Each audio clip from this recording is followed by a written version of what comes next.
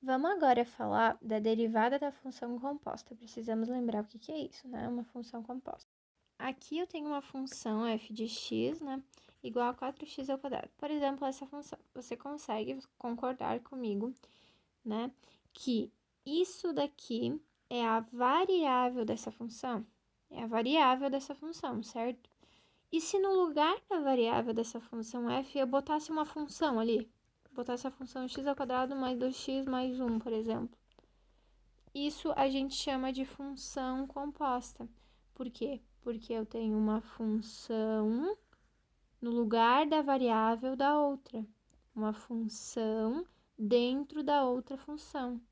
Ou seja, se eu quiser chamar essa aqui de g, por exemplo, veja, eu tenho a função f e dentro dela, dentro da variável dela, tem a função g ali, ó. Isso é uma função composta, e daí a gente tem a derivada da função composta que é específica para esse tipo. Então, tá aqui, ó.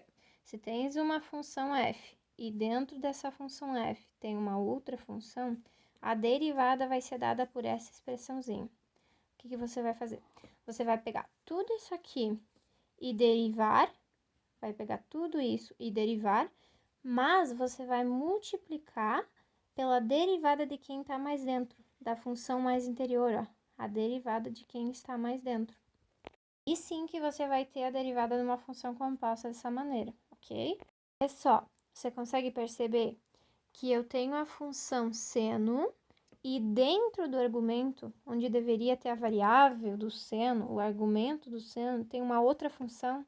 Dentro da função trigonométrica seno tem uma outra função que é esta.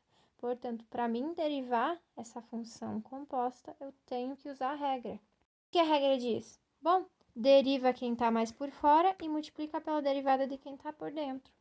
Quem está mais por fora? O seno. O seno é a função que está mais por fora. Seno dessa coisa. Qual que é a derivada do seno? O seno de algo é sempre o cosseno dessa mesma coisa. Então, quando eu vou derivar o seno desta coisa, sempre vai dar o cosseno dessa mesma coisa. Só que como tem uma função aqui dentro, deveria ser só o argumento ali, não tem só, tem uma função. Então, eu tenho que multiplicar, a regra me diz, pela derivada de quem está mais interior, que é a função g aqui. Então, a gente vai pegar essa funçãozinha que está mais por dentro e derivar ela. Vou indicar assim para você. Basta agora resolver essa derivada. Derivada de 4x, lembra? Essa é a variável da derivação. Simplesmente, quando você tem 4x derivando, 4, né? É o número que está ali na frente. Derivada da constante, 0. Tá vendo? Aqui tem uma soma de funções a derivar. Simplesmente derivar essa separadamente. Não precisa ficar escrevendo, eu vou derivar essa. Não precisa. Então, isso deu 4.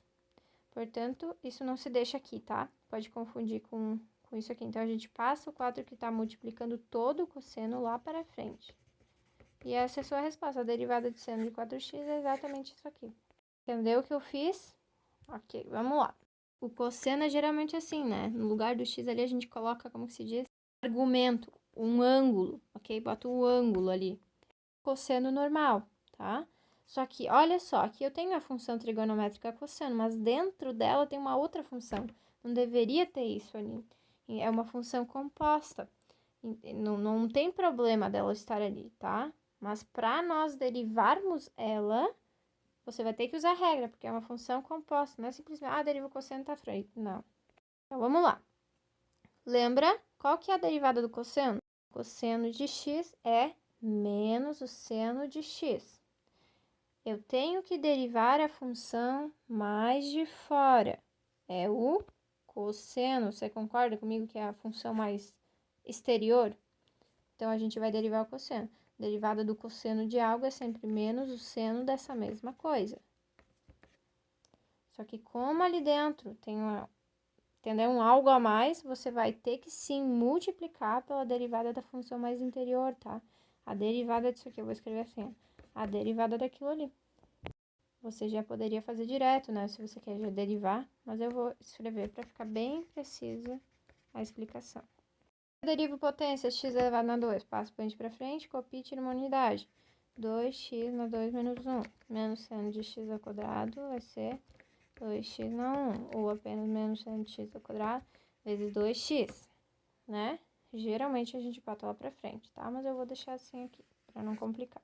Por exemplo, uma outra coisa que a gente tem, a derivada da função exponencial especial, tá? Que é aquela que você tem o número de Euler elevado na variável, tá? Quando você tem essa função, a derivada vai ser exatamente ela mesma, tá? Vai ser exatamente o e na x. Tu concorda comigo que isso aqui é diferente de e elevado na x? Por quê? Porque a variável aqui é apenas x e aqui a gente tem uma função, ó, uma função no lugar da variável que deveria estar. Então, nós temos uma função composta, a função exponencial, e dentro dela tem uma outra função. Então, para derivar isso, você vai ter que usar a regra, ou seja, deriva quem está por fora, que neste caso é a função exponencial e depois você multiplica isso pela derivada de quem está mais interior lá, ó, que é a função dentro, né? A derivada da função e elevado a variável é sempre e elevado na variável. Então, e elevado nessa coisa vai ser e elevado nessa coisa, né? E elevado nessa coisa sempre vai ser e elevado nessa coisa. Então, a derivada vai ser e elevado nessa coisa vezes a derivada de quem está mais interior. 2x² mais 3 derivado. Aí você já sabe, né? Derivar isso. Então, esse é o expoente do e, tá? 2 vezes 2, 4x. Tira 1 do expoente, né? Derivada da constante zero. Feito.